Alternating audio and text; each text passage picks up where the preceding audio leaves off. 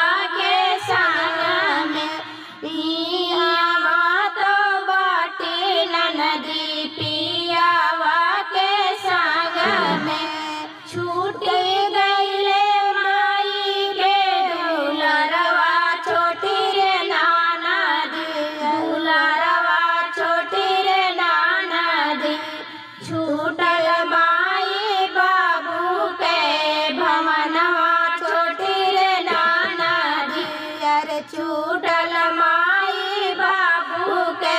भवनवा छोटी रे नाना दी छूटी गईले नैहर के आंगनवा छोटी रे नाना दी छूटी गईले नैहर के आंगनवा छोटी रे नाना दी रहनवा छोटी रे नाना दी याद याद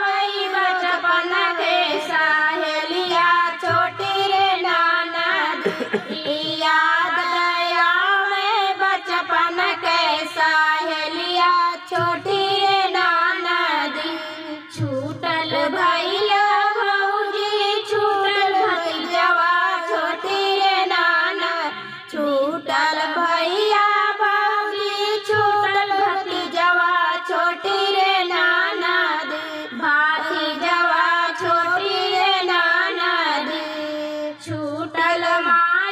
बाबू के भवनवा छोटी रे नाना दी छूट